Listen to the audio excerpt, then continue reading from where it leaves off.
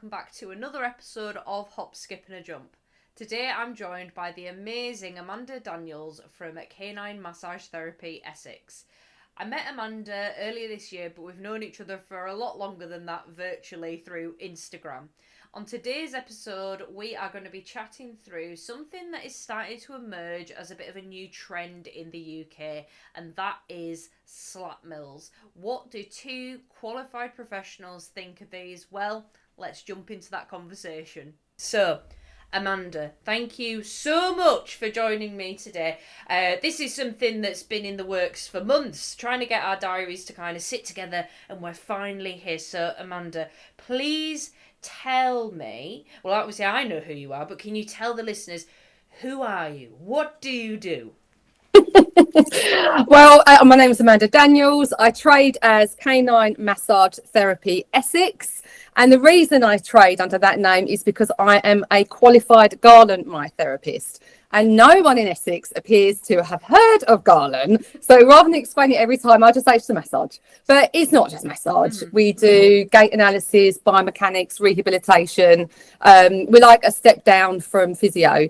But we've got, and the way we work, we're all about, it's called Positive Pact. And we treat the animals as sentient beings, and we're truly believers in dogs having a choice. So we treat on the floor, we don't use lures or treats. The dogs can move away from the treatment area. And what we find, it's just your same as you, mate. What you get more I'm like nodding like this is amazing. This is music to my ears, and you get more done because they've got the autonomy over the treatment. Yes. They'll just go, oh, that's a bit sore. Oh, you're listening to me. Oh, I trust you. Yeah, and it builds up that line of communication. So whenever anyone kind of comes to my clinic, I say, like, it's all consent based. The dog has to be able to opt in and opt out. That's why they are not held by, like, everything comes off. Leads, collar, harness, everything off. Little naked dogs running around clinic because they have to have, like you said, that autonomy. It builds that trust. It builds that communication because, especially working with painful dogs, that can massively be damaged by incorrect handling. That trust can be massively damaged. And the thing is, they've gone, because we work under vet consent. So the animals probably got to the stage where they're in pain, and then they go to the vet and they get pulled about a bit because they've got to give them a diagnosis, and then they come to you, and sometimes I just see it in their eyes, and I go, it's okay, mate. Yeah. And they literally, and it's great, my Rayleigh clinic, because they can just move around in the garden. We don't even try and come into the treatment area. Yeah. I want to see them move. I want to see them pee, if they want to have a poo. And I'm analysing them the whole time. Yeah. And then we come into clinic, and then we can get hands on. And that's normally they've gone, oh, okay, I'm not rushed. Yeah, I'm ready. You can't rush them as well. Like with pain making you feel so unsafe. If you've been to the vets, and obviously, like, vets need to do those kind of intense manipulations. That's not something that I do in my clinic. It's all about behavioural communication, moving away, presenting areas, hiding areas. It's all about communication, and I think it's just a different way of assessing it. But I think when pet parents come to us, they're ready to start that more steady journey.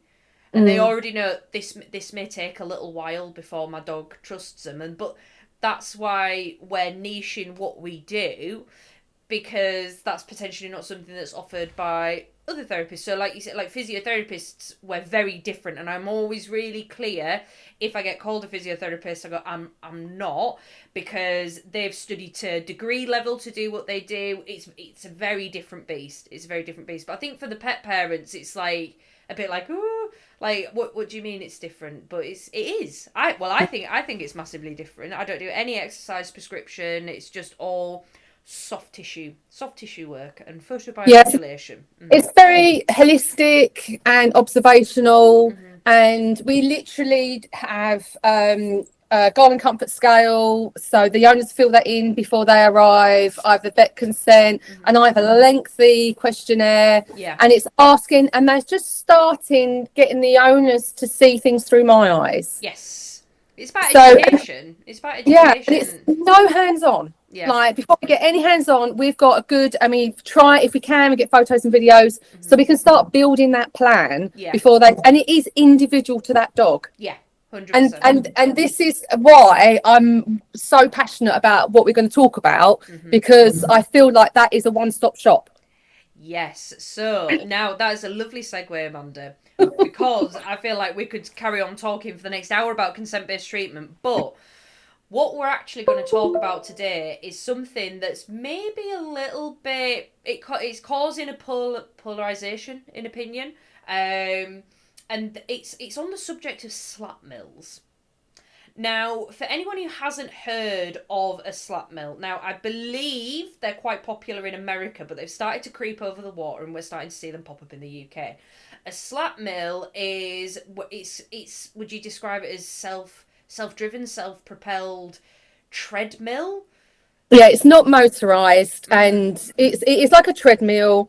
The dogs are wearing a harness that the owners probably provided, and they're in this device, and it looks like I think of it as like a rowing machine almost, because it's got this single track, but it's got these plastic sides, so the Yeah. dog can't Turn. turn. Yeah. And then it's got these like arms around the top with I'm not sure how strong that material is, attached to this huge spring, which is then attached to the dog's harness, and the dogs are self-propelling. So that's how it's been marketed as fitness, and that's what. There's so many things that worry me.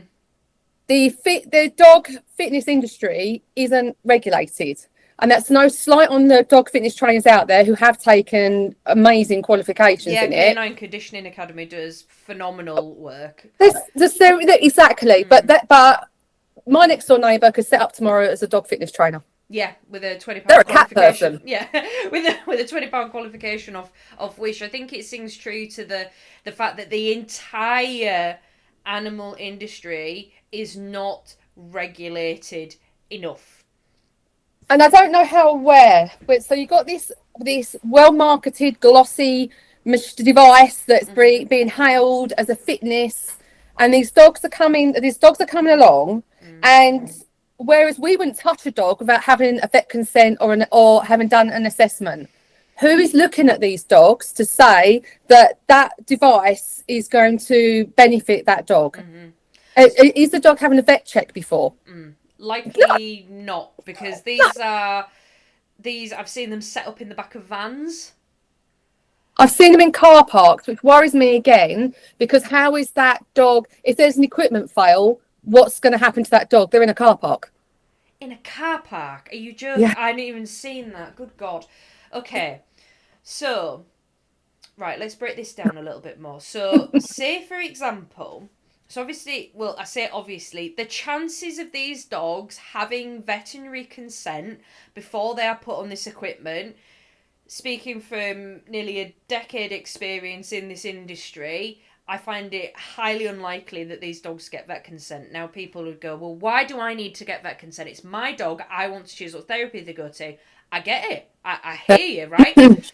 However, even massage can have contraindications, okay? So if a dog has cancer, or they've just had surgery, those are contraindications. It could be skin conditions. There's lots of different things. Heart murmur. When did they last have their vaccinations? You know, there's lots of things, and as professionals and part of I'm part of IART, you're qualified with Garland, like we're held to a certain standard, whereas people who are, say, buying these slap mills or even setting up doggy fun swims, that's another one, don't even get me started on that's another podcast, but there's no regulation there. So say that you put a dog on this slap mill and they're running and running and running and running. The person who set up this business, who, has gone into it maybe a little bit wet behind the ears, and the dog collapses and goes into cardiac distress because the dog had a heart murmur that the owner forgot was diagnosed 4 years ago, didn't think to mention it. And it happens. It happens. It happens. I You mean, not do. the door's collapsing, No, God, no, no, no. but the But fact that they owners forget yeah. because they've been living with it for their dog living it, and then Hmm. you'll get there, fill it in, what is what medication's the dog on, and then you get the vet consent go, oh, they failed to mention that. Yeah, you forgot to mention this quite large thing on the medical history, but it's easy done, right? People It forget. happens. Um, so say for example, so if we move away from like a dog that has a condition that might not even be known about, okay? So in my area in particular, it might be different in your area, but if the animal has not been seen for the last, between 6 to 12 months, the vet will not sign the vet consent until they've had a check by the vet. And as much as it's like, I just want my paperwork done, there's a Mm, really valid reason for that, because it could be that mm. a heart murmur or something, a new diagnosis has come up that hasn't been spotted by the pet parent. So it's like another layer, and I don't And think. this, Sorry, go on. sorry, no, and this is the thing. It's we're qualified to spot all these things. It's no slight on the pet parent, and it's no slight on the person operating the equipment, but they need to know, full disclosure, that not they're You're not not amateurs, but you haven't got the the depth of knowledge. It's not just a case of I'm going to put this dog skill on set. this slap mill just to work. I'm just working on fitness. I'm just working on the musculoskeletal system, because when you are working with dogs in that capacity, you are never just working with one system. You are working with all the body Mm, systems at once. And that's not to say that we're specialists on, like endocrine health and kidney health. That's not the case at all. But because we've got that medical history, because we've got that veterinary consent, we know, okay, so we have a dog that has kidney disease, which potentially is going to impact the way that they go to the toilet. So we need to be monitoring that when they go to the toilet. It could be putting pressure on the lower back because they're having to wee all the time because they're drinking so much. And it's like, it's so complicated, mm, and we don't have to know everything to the nth degree, but we have to have an understanding of the body as a whole. yep. It's not just as simple as massaging a dog and I'm only working with soft tissue. You're not. You're working with the lymphatic system, you're working with the cardiovascular system, you're working with all these different systems. So when you put a dog on a treadmill attached to a spring in a car park, you're It, not just working. You're not just we working. don't know. We don't know if that dog's been warmed up. We don't know if how that dog's been cooled down. We don't know when that dog last ate because of risk of bloat. Mm-hmm. We don't know. For me, the harnesses are you want and you are restrictive. They're not sitting right. Mm-hmm. It could the benefits are not outweighing the risks. Yeah, And and that's what you need to be, and you can't just say because this person said it's okay, your dog's going to enjoy it, and your dog ran at that speed, but what's your dog done for the rest of that week? yeah, If yeah. you literally just made them run, you know not a marathon, I can't, it's not going to be on the treadmill for that long, but they've got to be built up. The fitness has to be conditioned. Yes, which again, so coming back to you made a point about no, you're fine. I've got Um, too many opinions. no, it's fine. God, I'm here for it. So if we reverse back to has Yeah. that dog been warmed up and has that dog been cooled down? If you were to summarize that in say 2 sentences, why is that important? Why is that important that we're warming our dogs up and cooling them down? Risk of injury. Yeah, It's risk of injury and it's preparing them for the next exercise. yeah. So you have to so if you've been sat in the house for 6 days and then you go to the car park and it's maybe raining a little bit and you go on the treadmill, like the body just is not prepared. And I've Mm. seen people kind of stand at the front of these mills and go like winding the dog up to within an inch of its life. I'm like, is this we're kind of tipping into that balance from, is the dog enjoying this or is the dog just absolutely stressed out of its mind? This is if the dog wanted to do it, you wouldn't need to lure it. Yeah. That's what I keep thinking. I keep thinking like I'm trying to not see it through my eyes and see it through someone else's eyes. Mm. But I'm like, you shouldn't be yelling at your dog that much if it was something they wanted to actively participate in. And what we have to remember is as well that dogs, that they are also privy to addictive behaviours. Okay, so if people get like runner's high, don't they? So they get that really that boost of Guilty. yeah. So you get that boost and that rush, don't you? Afterwards, the dopamine works the same in the dog's brain, and I think because obviously I'm not a trainer, I'm not a behaviourist, but I'm very passionate about talking about pain behaviours and stuff like that. People who say, oh, the dog wouldn't do it unless they wanted to. What we have to remember is that when adrenaline and cortisol, so cortisol is your stress chemical, is through the roof, they cannot feel pain as effectively, because what adrenaline is designed to do is to get you out of a situation. It's your fight or flight, so it overrides something that's painful. So even if the dog's painful, they will run through pain, especially because I'm seeing like a lot of bully breeds or bull cross breeds and things like that. These are dogs that struggle with hyperarousal, okay? And people think you need to absolutely exercise them until they're on the ground for it to be a good walk, and it's just not the case. It really isn't the case. I did a really good podcast with a trainer called Jess, who she specialises in bull breeds, and she talked all about this hyperarousal level, and people think you need to goad them and you need to get them going quicker and get them playing tug like that, when actually that hyperarousal and that display of behaviour can actually be a symptom of pain. No, it's that I feel exactly the same. Yeah. And that's been a change, because I didn't feel like that when I first started out. No, it's a learning journey. I feel like that now. Yeah. I wouldn't ever get my dogs riled like that, because I just think they're going to cope with the situation better if they can deal with it in like a better brain space. Yeah. It's the same way that as therapists we don't like ball flingers. Oh my god. Oh god, that's another podcast. But it's an addictive behaviour, and it's absolutely unnatural. It's so unnatural, and running at that speed so to bring it back to the slatmill, running at that speed is unnatural for a dog. So there was a fantastic study done. I'm terrible. I can't remember the name of who published it, but basically it was someone who did observational work of Indian street dogs. Okay, so they weren't completely feral, but they weren't domesticated. They have like village dogs, right? Community dogs. Okay. Yeah, I think, yeah. So they observed these dogs. What do dogs do when they've got minimal interference from humans? They're either stood up, laid down, or mooching around. The only time they will go flat out for something is if they're trying to catch something to eat it, which for the dogs that are semi-domesticated, they don't need to do, because they just go and root through trash bins or they get fed by the locals. Yeah, it's wonderful.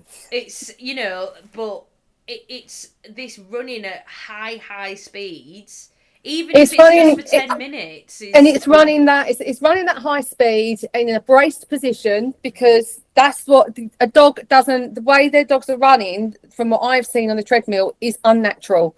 Their spine is being flexed, and they are in a brace. It's called a bracing pattern, because the floor is being swept underneath them.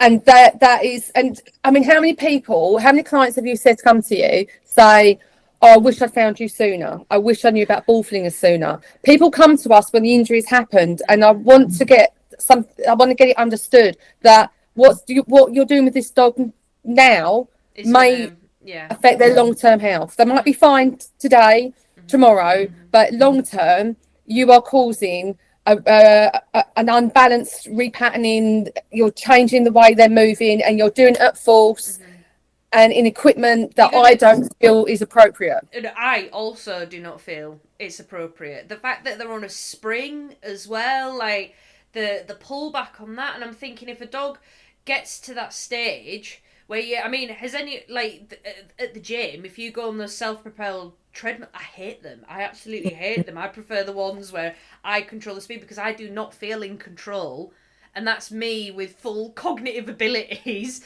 Well, I saw one, and the dogs, and also inappropriate age. You should not be putting your Ah, puppy, you should not be putting your puppy on this. But they're saying the dog can control the start and the stop. But in the case that I saw, the dog slipped, the leg got pulled from underneath, and if that dog was on normal terrain, they could have actually stopped, but the leg got carried further away. And this was oh, a breed that doesn't have good health conditions anyway, okay. and it was a puppy. And I just thought, I've got to speak up now. On Yeah. if I can just help that one dog, Yeah, that's what it's just make you about. aware. Yeah, and I think as well, like, you know, we do get those pet parents, oh, I wish I found you sooner, because Mm, we only say these things. I always refer to as the fun police, right? You know, mm. things like I'm seeing like doggy daycares pop up with like bouncy castles and soft play for dogs, and I'm like, I just want to put my head through a window right now. This is absolutely ludicrous, but it's because I can just see what's going to happen. I can see that torn cruciate occurring, and then a dog in agony. No pet parent wants to put their dog in pain. The No, people who are setting up these businesses, they don't want to put dogs in pain. That's no. not why they set up. They've gone into it going, yeah, this is going to be a really good service for the reactive dog that doesn't get to run off lead a lot, and we'll set this up and it'll be mint. But it's so short sighted because these people are not for the most part. They, they don't have our lenses in, No. and I'm not trying to slight them, but you just haven't you haven't worked with the people that we've worked with, haven't learned from the people that we've learned from. And as well about biomechanics, like, And it's just so there's better ways to do these things, mm-hmm. and that isn't going to affect their long-term health, and that's what we care about. Safer ways to do these Like, things. and more There's enrichment. I just don't just they're not, like you said, your dog wouldn't be running all the time, no. Unless they and were they in like fight or flight, being chased by a lion, would they run at speeds like that? Even if they're only doing 10 minutes, it doesn't matter. That's massive stress on the heart for a dog that, because someone might go, oh, the vet's told me that my dog's overweight. What can I do? Right, I'm going to take him to this car park, get him on this slat mill, and I'm going to just absolutely. But again, that's such a risk. That's such a risk, and it's so uncomfortable afterwards. Like, so I work with a couple of dogs. I don't have many sporting dogs, but I've got a couple of dogs. I've got a working gun dog and I've got a canicross dog, and there is so much prep that goes in to making sure they are fit and well to either work a shooting season or get ready for canicross season. My well, canicross dog has the got season's so short. You don't yeah, want them. You want to get them ready because yeah, you don't because the seasons are so short. yeah. The seasons are really short with it, and as well, you want to enjoy their working career with them for as long as it's possible, and safely enjoy it as well. But Mm, going back to, I'm going to reverse back to the mm, puppies. mhm. Why is it important for those? Because I have a mixture of people who listen to this podcast: pet parents, dog trainers, therapists, whoever. Why is it important that puppies specifically are not put on slap mills, Growth plates, growth plates? growth plates, Mm-hmm. and they just don't have they don't have the body awareness, the proprioception. Mm-hmm. They're so clumsy. Yeah, yeah. You know, They're still developing. They're they're still still developing. developing.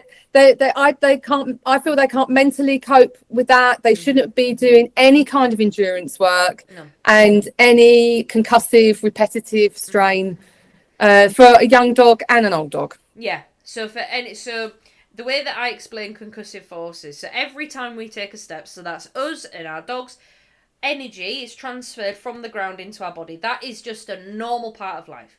However, there's certain environmental factors that are going to change the amount of concussive forces that's going into the body. So if you run on tarmac compared to running on grass is going to be less concussive forces because it's not as firm. You've got that little bit of bounce back, whereas tarmac or concrete, it's really firm, isn't it? Okay? Yeah, and you need them to transverse. Yeah. It's not all that sagittarial plane, all that straight motion. We want them to move around because they'll be trying to develop their little bodies Yeah, at their 100%. pace. At their pace. And even though people say that, oh, they can stop if they want to, no, no, they can't. They can't. I just My puppy, I mean, he would have kept going 24 hours a day.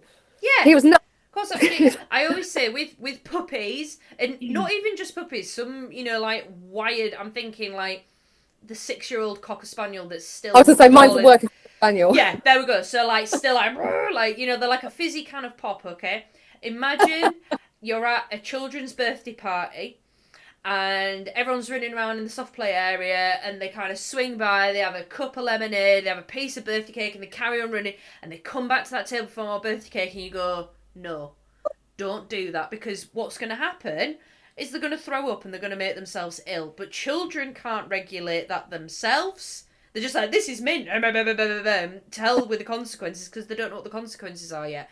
With our Mm, dogs, we mm. have to advocate for them because we know what the consequences are going to be. So this is what we're doing now, is we are advocating for dogs that are using this equipment to say, do you know what, there's other ways that you can exercise your dog without it being so intense. Now, Frenzied. if we flip it on its head, what about a dog that is the peak of physical fitness? We've had a vet check, and we're a good working line dog. Would you recommend a slap mill for him? No, I still wouldn't. No, I It's wouldn't not got either. the environmental Mm, enrichment. yeah. I've got two canine athletes, and I love seeing them. That you've got, because you've got these plastic guards up either side, Mm, and I just, if say a pigeon flew by, they would turn their head and they could hurt themselves. yeah. And for me, the slack mill isn't long enough either, because I Correct. feel Yeah. like they're breaking because they've got the end of Mm, it. It's mm, just too short. mm-hmm. I worry about toe injuries. I worry about digit injuries as well. Yes. Yes. I was thinking this. I was like, how are these dogs not pulling nails or I mean the amount of force into that nail, because you've got to imagine, so nail health's really important, right? We don't want them too long, but we Mm, also don't want them too short. They're there for a reason, and it's there mm. for traction, right? So if they're just not, if you're slamming the nails into a flat surface repeatedly, there's a nerve in there. There's a blood I, flow in there, and in each paw you've got 25 individual joint capsules. there's a reason why greyhounds get digit injuries, because they do that. Mm. But yeah, and for me also, I don't like the spring. I don't know the weight of it. Yeah. Do you know But I why don't. there's the spring? Is that to create resistance, I or guess, but it's always in the middle of their back. right? Whereas I prefer a long harness for a sporting dog, Yeah. where it's at near the base of the tail. Yeah. I don't want my dog putting that amount of power through that area of the dog's body. So where you've got the rib cage and where that finishes, there's nothing. That's a really flexible So it's area. like thoracic into lumbar, that bit. Yes, Oh my it's days, that's where the spring is. and it's where it looks like it is. Yeah, and then Oh. I can see it's lifting up. So it's not pulling like it's sorry, I know it's on the podcast, but it's going vertically, not horizontally. I want Right. those pulling forces to go horizontally, Mm-hmm. not going up, because it's surely just going to put more, possibly damage their spines Yeah. And iliopsoas in as a well. really vulnerable area as well. Very vulnerable area. I am yet to see a dog in my clinic, regardless of what condition they have, not have tension in their lumbar. They all carry, and Yeah. this is young dogs as well. This isn't just like my old ones that have got the overconditioned traps or anything like that. This is young dogs that Mm. carry a lot of tension, a lot of strain in that area. Yeah, yeah, yeah, and that's so I would never put my dogs in it. No. And not only that, I'm controlling the Mm, exercise. mm, I want to be seeing the mm-hmm. terrain, Yeah. and I want to be seeing, and when they're being looked at, is anyone actually studying when they've had enough? Have you noticed I've their seen face them expression? with like the tongues out here and like all the That, foam on the mouth, and I'm and like, and their eyes look, yeah. and what about the brachycephalic breeds? Well, you're asking for trouble. Well, it could be. And the people, do they have first aid? Do they have insurance? You know, Can you what get happens? insurance for slat mills? I have no idea.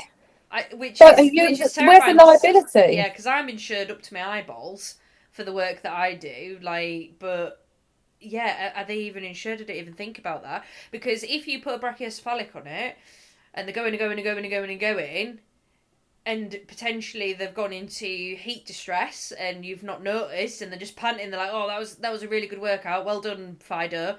And then 6 hours later, they're in the vets.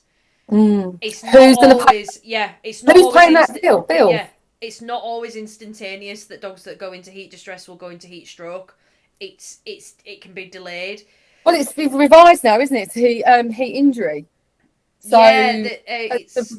I did a podcast with Rachel Bean talking about the latest. oh, it was brilliant. She's I listened ace, to isn't it. she? She's ace to keep us up to date, and as well, it just made me think then, fellow professionals collaborating with each other, because we've all got something different to bring to the table.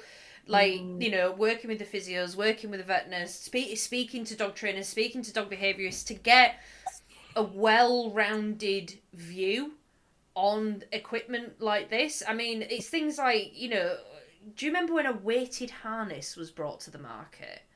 I was like, are you having an actual laugh? I was asked to check. What do you think of this harness fit? And I went, took it straight off. Yeah. Like, no, absolutely not. But these things will enter the market Mm, for people to earn money, right? mm. But for us, what are we? If we wanted to earn money off these slap bills, crack on. I'll see you in 4 years' I'll, time when you're I'll put a poster up yeah. Go so you to can go come. go to these guys, and then I'll see you in 4 years' time when you've absolutely obliterated your dog. For us, this is about it's ethics. It's an ethical I'm issue trying to for just me. it is, and it is trying to get get put our glasses on, and so see if you can, we can turn you on to seeing what we can potentially see as the risks and the danger. Is this actually suitable for your dog, or is this just a well marketed Yeah. product For me, I always say to my with intention? yeah. What I always say to my pet parents is, listen, I will never tell you what to do with your dog. I will give you a buffet of options, and you decide what's right for you. If you come to me and ask for my opinion, I will give you that opinion, and I'll support you whichever way that you go. So if you decide I really want to try this slap mill, okay, and that's because it's your dog at the end of the day. It's not my dog. Well, I can say exactly the same. When my dog, I had my dog under the care of a physio, and I was like, I really don't want to retire him. And she went, well, go on then, go and do like what you want to do, and see what happens. And I was like, oh, Yeah, it is difficult. I've just been having this same conversation with someone who's not wanting to retire a working dog, and she's like, just one more season. I'm like, okay, okay. Like, I'm not going to sit here and fight you about it. You've asked for my opinion, but this is it. It's about making sure that people are making informed yeah, decisions before you yeah. get on that slap mill. Do you know the risks? I mean, what are the benefits? Cardiovascular health? I don't know I what they've can't been find marketed. I don't know what I they've been can't find a marketed. single fitness. I reached out to a few, and I couldn't find a single veterinary qualified professional that, Would recommend it. yeah. And I did, because I thought I want to put a balanced argument, and I just could, I can't. No, it's yeah, it's well, to cut a very long story short, it's a no. It's a no from us.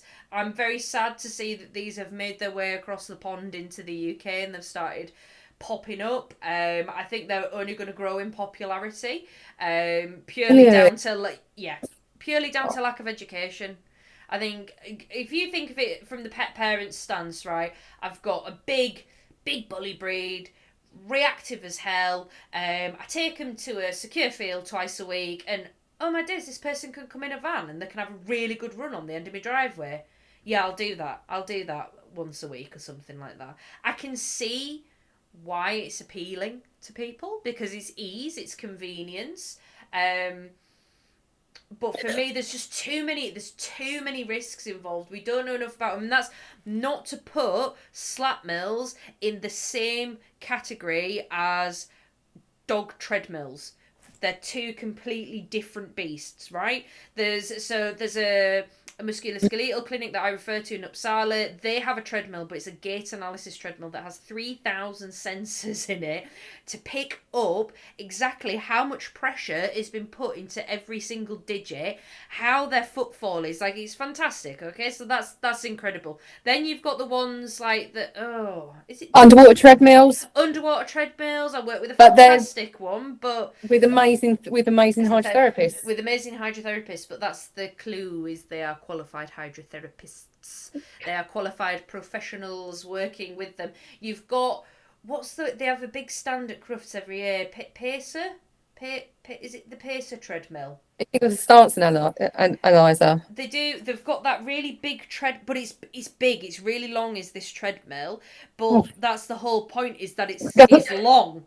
It's long, so because I know that people do like to use treadmills, especially where they're doing crufts and they're trying to build in their conditioning. But 9 times out of 10, the people that are using these treadmills have a physiotherapist keeping an eye on things. Exactly. If they're that invested in building muscles safely, they will have a do that. If you're going to use these slatmills, then get in touch with a musculoskeletal professional. Doesn't have to be me; it can be anyone. But just have your dog analysed. Yeah. Just pick up anything that could be going wrong. We can advise you on a better way or a better harness, and a warm up and a cool down. Yeah. To make it, if people are going to use them, people are going to use them, right? But let's try and make it safer. Let's try and make it safer, but ideally, please don't use them. Please don't use them, because we're having kittens about this over here. We are, and it's only because we care. Yeah. And it's because you're going to get, I've got my bread and butter is painful dogs. Yeah, I don't want any more painful dogs in this world. There's enough for us to be dealing with without these newfangled pieces of equipment coming out. We're still fighting the bull chuckers. Yeah, we still haven't finished that fight yet. And then they bring weighted harnesses and slatmills and God knows what else. And we're still trying to fight the ball chuckers. Still. But with love. It's all said with love, honestly. It's all with love. We're just incredibly passionate about keeping dogs happy and mobile for as long as possible. Because in this industry, we work to keep these dogs happy and healthy, because we know what happens in the end, right? And it's the greatest pain that any pet parent can go through is to lose their dog. And the leading cause of elective euthanasia is when they lose their back end, when they're no longer mobile. That's the leading cause. Can you imagine if humans were losing their life to arthritis? There would be public outcry. Game over. Yeah, like, it doesn't happen in humans. Why is it happening with dogs? It's multifactorial, with genetics and environment and how we feed them, how we raise them, all things like that. But if we can just change things a little bit earlier, we can change the trajectory of that. And please don't put your puppy on these. Wait until they're, don't start any kind of endurance work unless you are working under the guidance of a professional. Qualified professional. Someone who's part of a recognised organisation. And ask to see their insurance. Ask to see their qualification as well. Yeah, because we've got accountability. We have to do continued learning. We get audits. Yeah. Every year at minimum, we have to complete a certain amount of CPD to make sure that our knowledge is fresh, it's up to date. But most of the therapists I speak to, we just do CPD for fun every single goddamn day. We're reading research papers, we're doing mini courses here, this, that, and this. We love it! Because we love it, and that's why this is why we do the job that we do, because we love it. Because we love it. We'd be doing it even if we weren't doing it. Exactly. So listen, Amanda, this is you're gonna have to come back on the podcast, because I know we have a lot more to talk about. But Oh, for you do. anyone who has been listening and they go, that Amanda sounds like my cup of tea, how do they find you on social media and your website? All the socials, Canine, spell the word canine, Canine Massage Therapy Essex. It's a really short, catchy title. Just rolls off the tongue. It It rolls just off rolls off the the tongue. tongue. But I give out my email address, Amanda at caninemassagetherapy.co.uk. So yeah, just if you Google Canine Massage Essex, that's where you'll find me. You can also head over to the Garland My Therapy website if you like what we're about. I mean, everything I've spoken about here is my own opinion, but if you want to find a therapist in your area, just go on the Garland My Therapy website as well. Perfect. Well, Amanda, thank you so much for your insight today and your expertise. It's been an absolute joy, and I can't wait to have you back on. I hope you enjoyed this episode as much as I did. Amanda is an absolute font of knowledge when it comes to canine biomechanics and also the canine musculoskeletal system. So, to summarise this episode, myself and Amanda do not recommend the use of slat treadmills.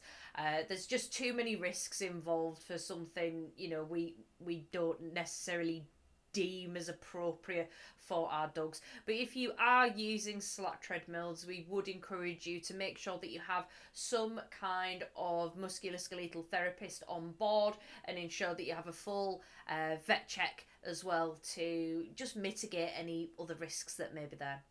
If you've enjoyed this episode, please make sure to like, share and subscribe. For now, lots of love to you and your dogs. Take care. Bye.